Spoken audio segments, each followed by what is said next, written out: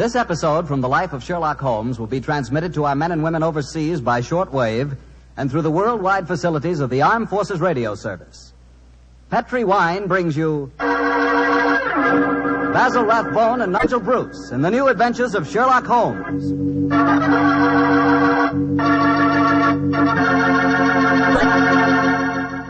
The Petri family, the family that took time to bring you good wine, invite you to spend the next half hour listening to Dr. Watson tell us another exciting adventure he shared with his old friend, the world-famous detective, Sherlock Holmes.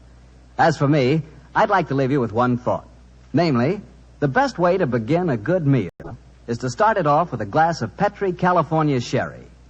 While you're waiting for dinner to be ready, just sit back, take it easy, and sip some of that wonderful Petri sherry. Now, there's a wine. Hold that Petri sherry to the light and look at that rich amber color. Smells good, too, doesn't it? And just wait for that first sip. What a flavor. No kidding, you'll find that Petri sherry can turn the usual before-dinner lull into a real event. Petri sherry is the best beginning a good meal ever had. Try it. And so, if you like your sherry dry, not sweet, just ask for Petri California Pale Dry Sherry. But no matter how you like it, you're sure to like it if the label says Petri. See for yourself.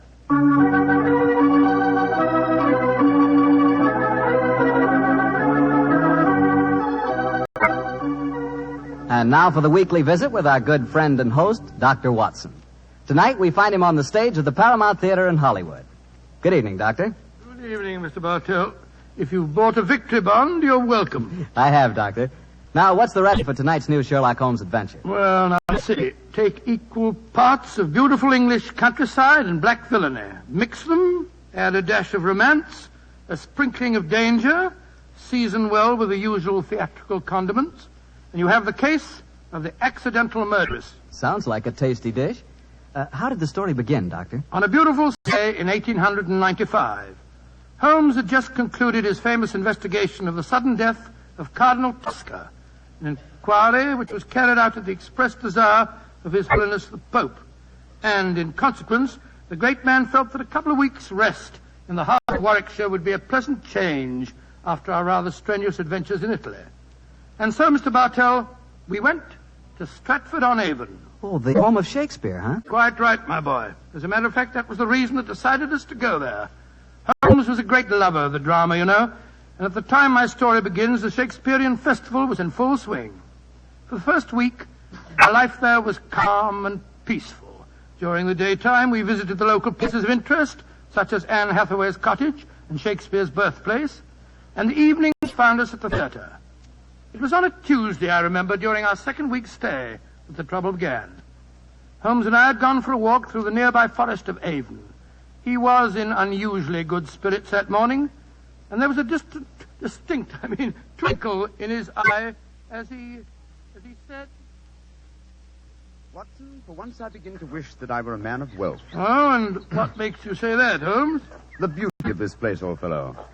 I'm perfectly certain I'd be happy in retirement here. It's rather depressing to think that in a week or two the sordid necessity of making money will demand my return to Baker Street in a world of criminals. No, I must say that in an environment like this, it is a little hard to think of crime. How does the old saying go?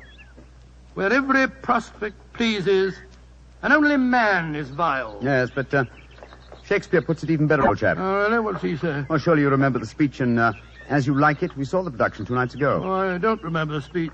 How did it go? In this setting, it's really remarkably apposite. Are not these woods more free from peril than the envious court? Here feel we but the penalty of Adam, the season's difference. Don't you remember? Sweet are the uses of adversity, which like the toad, ugly and venomous, wears yet precious jewel in his head. And this our life exempt from public haunt finds tongues in trees, books in the running brooks, sermons in sins, and good in everything. I would not change it. Upon my soul, you read that much better than the fellow on the stage the other night. Don't tell me I adopted the wrong profession, Watson. Oh, dear me, wait a minute. Path seems to end here. Nothing but dense trees ahead of us. There's another path over there. I think it leads down to the river. Then let's follow it. The Avon is always... Great Scott, that was a... Holmes! Holmes, you hurt? Yes, I think I am. Bullet hit my shoulder. I think it's only grazed it. Well, get off your coat quickly. Let's have a Well, it's look. only a scratch. First, let's find out where it was fired from. I heard the thud of a bullet in the tree behind me. Yes, here we are. Give me a penknife, old fellow, will you? There you are. Thanks. Do you suppose that shot was deliberate? Well, I can't imagine someone mistaking me for a rabbit, Watson. And by the way, there was a curious echo to the shot. I don't know whether you noticed it. Uh-huh. Here's the bullet. Now, let me see. I was standing there. A line from this bullet hole in the tree through the spot where I was standing would indicate that the shot was fired from that cluster of trees over there. Come on, Watson. Let's see what a search discloses.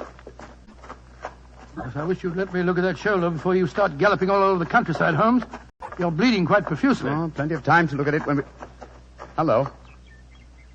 Look over there. A man and woman running towards us across the clearing. Yes, and carrying guns.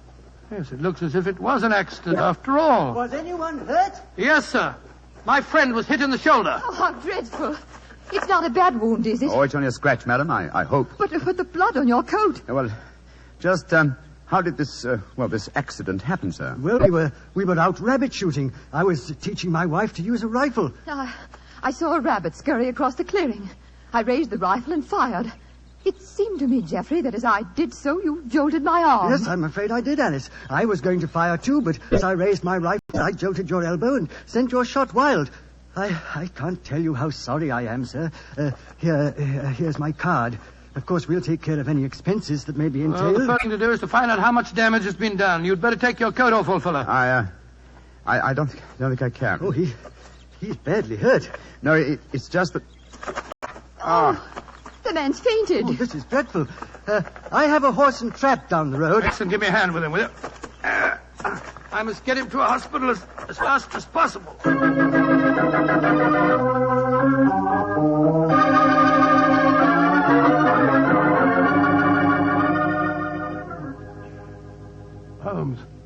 Holmes, you feeling any better? Has the nurse gone? Yes. She's bringing the house surgeon. And the man and his wife? They're down in the hospital waiting room. Oh. I found out their name. It's Markham. Then we're alone. Yes, old fellow. In that case, I can stop behaving as if I were at death's door. Holmes, you mean that you shammed that collapse just now? Yes, I did, Watson. Oh, But spare me a well- little pity, old chap. My shoulder's confoundedly painful, I assure you. Well, I'm sure it is. But what made you pretend to faint? I recognized this Mrs. Markham, and I think she recognized me. It's important she assume I'm out of action for a while. Oh? Mrs. Markham. Why? Well, Mrs. Markham is, in reality, the notorious Mrs. Dangerfield.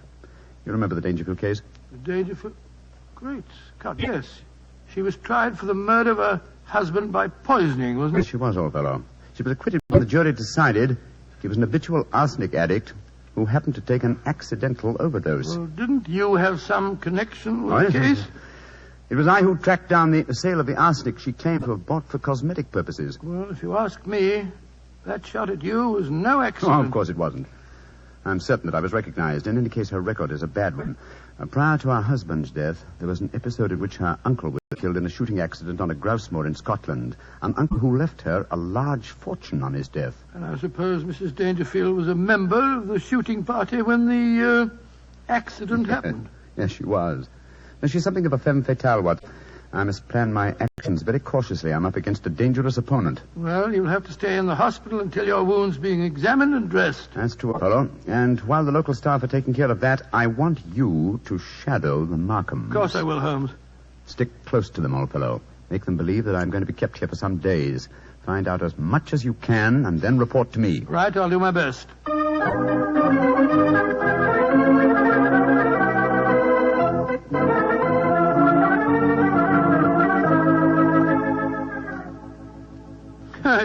It's awfully kind of you, Mrs. Markham, to insist on having me back to your house for lunch. My dear Dr. Watson, after injuring the famous Mr. Holmes, it's the least I could do. Of course it is. Geoffrey, dear, will you bring us some sherry? It's Ada's day off, you know. Very well, Alice. Is anyone else coming to lunch? Only Dennis Romney. Oh, Lord, that fellow seems to live here. Well, I'll go and get the sheriff. Sit down, won't you, Dr. Watson? Thank you, madam. Thank you. You say that you think Mr. Holmes will be in the hospital for some days. I'm afraid so. The wound wasn't serious. He lost quite a bit of blood. Oh, I feel perfectly dreadful about it. Well, you mustn't blame yourself too much, madam. It was an accident. Yes, but I might so easily have killed him. Well, you haven't, and that's all that matters. Did you say that Dennis Romney was coming to lunch? Is that the actor fellow from the Memorial Theatre? Yes. Have you seen him on the stage? Yes, several times. Holmes and I have been going to the festival regularly since we came down here. A fine actor, isn't he? A shame they give him such poor parts. Well, it was really good. Imagine them letting that frightful Basil Grant play Hamlet last night. Dennis only played Laertes. Dennis is 3 times a better actor. I suppose he is. He's coaching me in acting. Oh, coaching you? Really? Yes, he thinks that I may be able to get small parts here next season. I've always had a great urge to go on the stage, but no one's ever encouraged me before. Oh, here's Geoffrey. This sherry's rather special, Doctor. Jerez de la Frontera. Only a few bottles left. Oh, that's very nice of you, sir. Oh, that must be Dennis. I'll go let him in. We might as well have a drink. You'll find it'll help making this actor fella more tolerable. I take it, Mr. Markham, that you're not an admirer of Mr. Dennis Romney's. Can't bear him. He's always quoting Shakespeare and behaving generally as if he were another Irving. He's got Alice completely fooled. Here's a glass, Doctor. Oh, thank you, sir, thank you. Dennis, I want to introduce you to Dr. Watson. How do you do, Mr. Romney? How do you do, sir? Hello, Geoffrey. Want a glass of sherry? Thanks. That'd be very nice.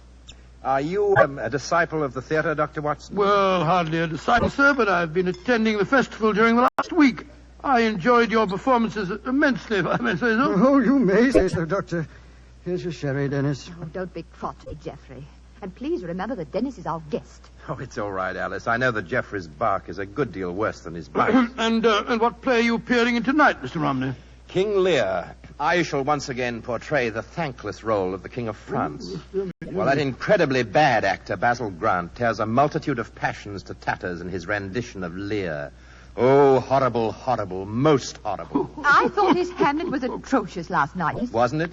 When he came to his final line, the rest is silence, was as much as I could do to prevent cheering. I felt rather the same way when you were killed in the duel, Dennis. Oh, Geoffrey, you're being intolerably rude. Why don't you take Dr. Watson upstairs and show him your butterfly collection? Then at least you'll know what you're talking about. Are you interested in butterflies, Doctor? I have quite a rare collection. Oh, really? I'd like to see them very much. Come on, then. I think we just got time before lunch. Try and bring yourself down to a few better manners, Geoffrey, dear. I'm really quite an easygoing man, Doctor, but the arrogance of that fellow Romney infuriates Well, me. I must say he does seem to have rather a good opinion of himself. Don't put too much weight on that balcony rail. It's absolutely full of wormholes. Part of the attraction of an old house, my wife tells me. But I regard it as confoundedly dangerous. Yeah, and this is my little museum. In these cases, I think you'll find some of the finest specimens of Lepidoptera you've ever seen. It's my hobby, and I may say that, with the exception of the Natural History Museum, I doubt if you'll find a finer collection. It must have taken you years to collect them. It has. Many years, many disappointments, and a great deal of patience. Look at this fella. He's my prize specimen, a North American monarch. North American monarch. Beautiful, Yeah, beautiful. isn't he? And this is an admiral. Yes, of course I know Fairly him. rare. And this is a perfect bee-hawk moth. Bee-hawk and moth. here's an emperor. Ever see more exquisite markings? Well, never. Tell me, Mr. Markham, when you captured a butterfly, how'd you kill it without marking it in any way? With poison. Oh? What poison? Cyanide. Not arsenic? You heard me say cyanide, Doctor. The only reason I mention it is that a friend of mine collected butterflies once, and I'm certain that he always used arsenic to kill them. Why'd you keep talking of arsenic? You're trying to hint at something. No, my dear fellow. I was just curious, that's all. Yes. Trifle too curious, perhaps. There's the luncheon gong. Let's go downstairs again. I shall say, we? old man, I didn't mean to offend you. Oh, of course you didn't. But my nerves are a little on edge today. Must be that accident to your friend that's upset him. I really must get that balcony rail mended. Shh. What is it, sir? My wife. And young Ronnie. They're going to lunch. Listen. Darling, why won't he understand? How can you expect me to, Dennis? Jeffrey has no imagination. He's never understood me. Well, Doctor, they say that listeners never hear good of themselves. You know, sometimes I wonder if my wife wouldn't like me out of the way. Let's go down to lunch, shall we?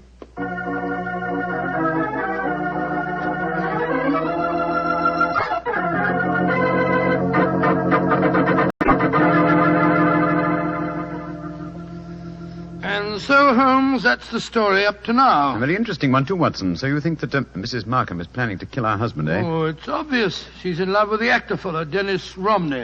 Her husband's in the way, and if she doesn't want to use poison this time, there's a perfect setting for murder in that crumbling balustrade on the landing. Mm-hmm. One push when he wasn't looking, and it'd be the end of him. And one could prove that she did it. A charming household. And Mr. Markham became very evasive, you say, when you mentioned arsenic. Yes. I said it deliberately, of course, to see how he'd react. If you ask me, he knows that his wife has arsenic in the house. And he was trying to protect her. You've exerted your charm sufficiently to arrange to see them again, I trust. Well, yes, as a matter of fact, I have. They're taking a picnic tea and going boating on the Avon this afternoon. They asked me to join them. Of course, I agreed. I just rushed back here to the hospital to report to you first. You've done splendidly, Watson, splendidly. Oh, thanks so much, Owen. But I've been so busy telling you what I've found out that I haven't asked you about you. How are you feeling? Oh, I'm fine, old fellow, fine. What did the house surgeon discover? A very interesting fact. Look in the drawer beside my bed, will you? Great Scott, it's a bullet. A bullet that the house surgeon removed from my shoulder. But we found a bullet in the tree also. Precisely. Therefore, 2 bullets were fired. But, good Lord, that means... It means, old chap, that we have a dangerous task ahead of us. Not to solve a murder, but to prevent one.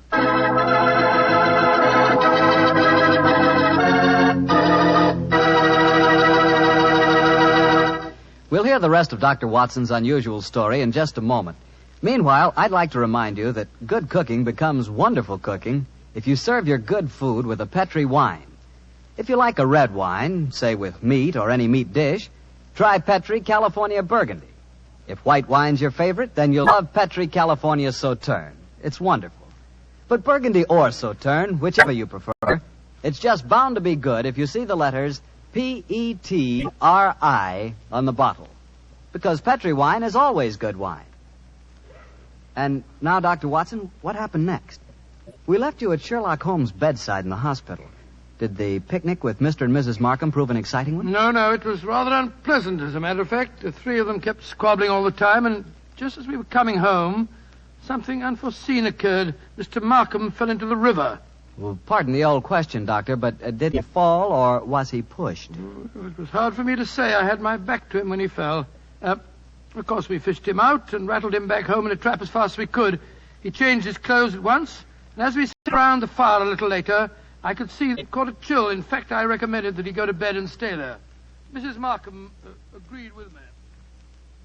Jeffrey, dear, I do wish you'd follow Dr. Watson's advice and go to bed. For the 5th time, Alice, I will not go to bed. I'm perfectly all right.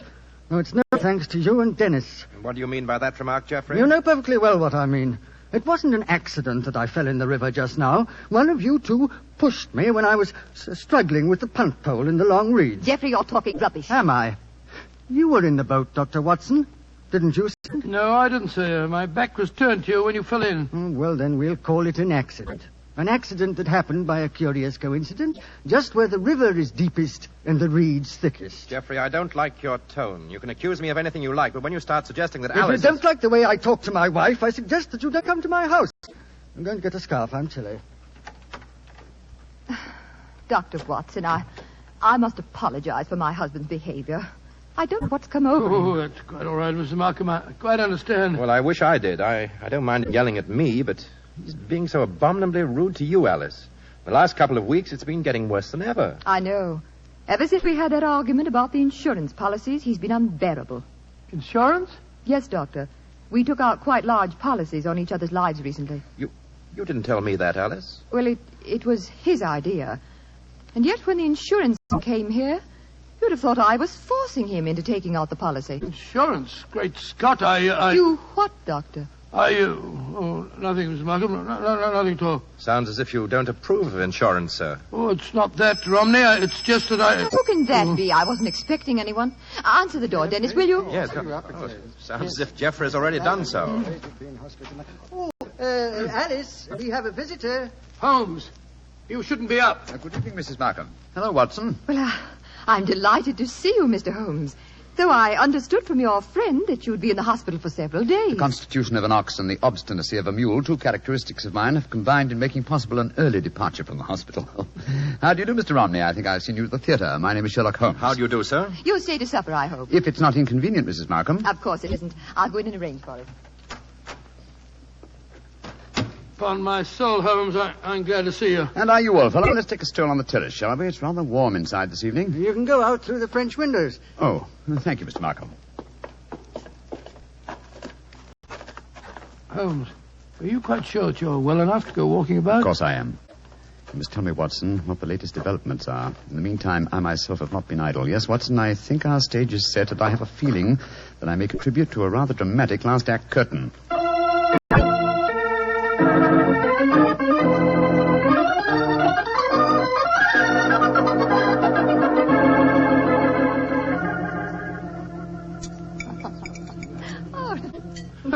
A delightful meal, Mrs. Markham. Oh, thank you, Doctor.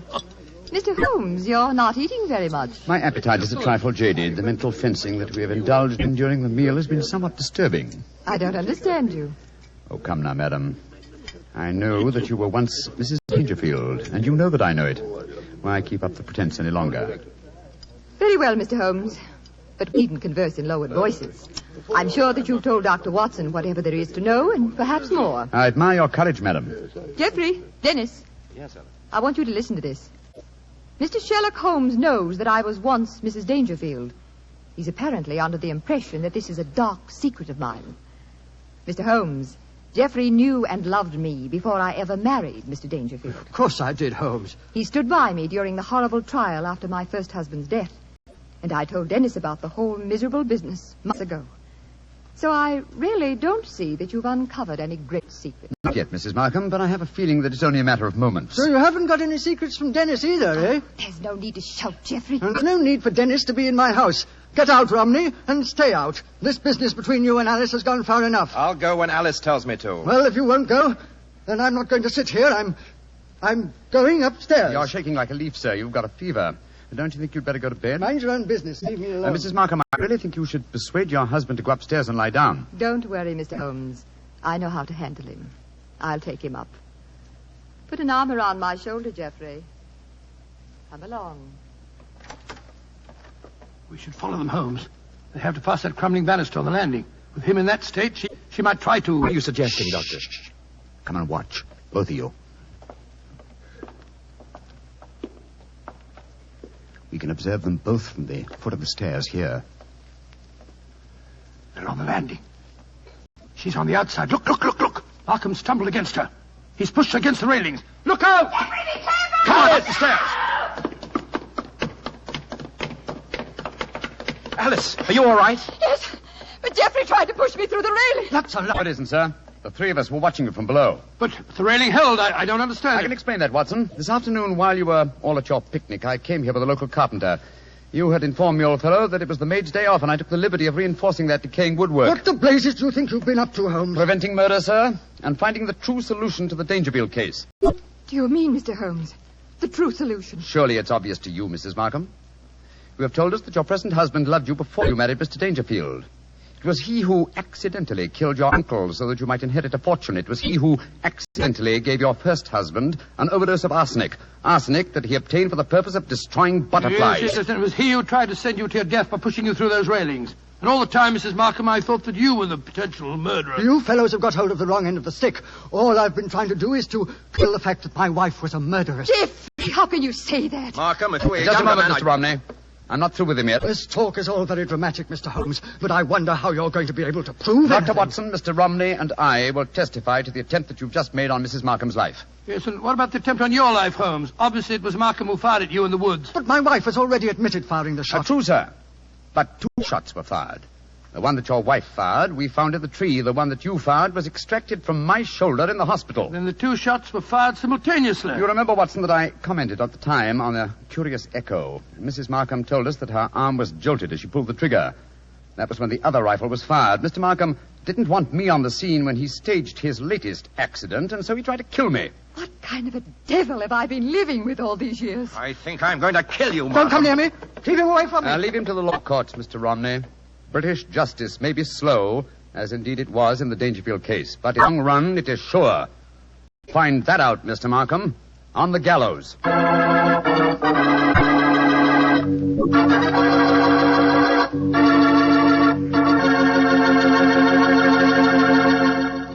Well, tell me, Doctor, did Mr. Markham finally end on the gallows? Yes, he did.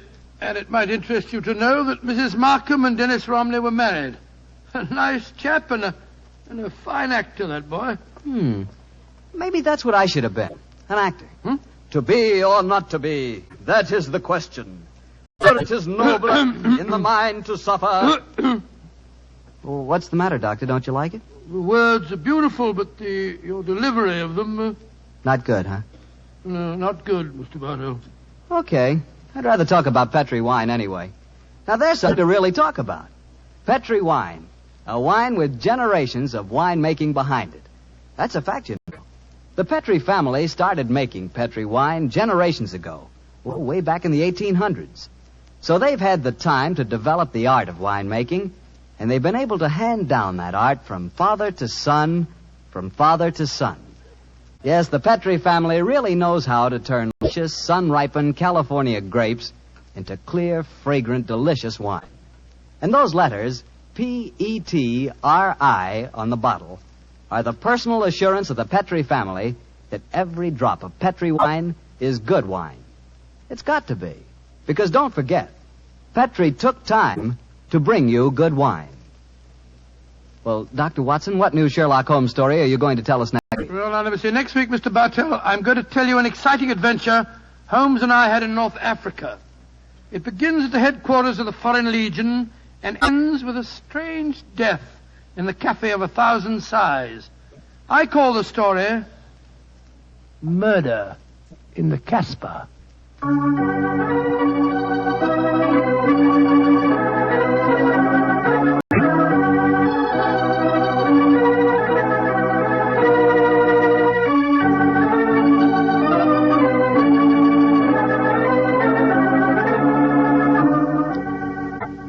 Tonight's Sherlock Holmes adventure is written by Dennis Green and Anthony Boucher and was suggested by an incident in the Sir Arthur Conan Doyle story, The Adventure of Black Peter. Music is by Dean Fosler. Mr. Rathbone appears through the courtesy of Metro-Goldwyn-Mayer and Mr. Bruce through the courtesy of Universal Pictures, where they are now starring in the Sherlock Holmes series.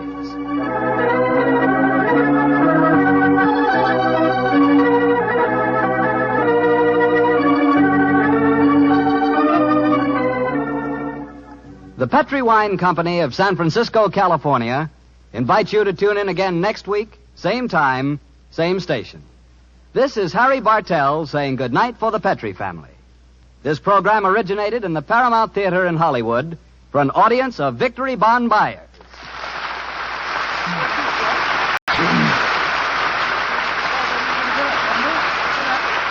This is the Mutual Broadcasting System.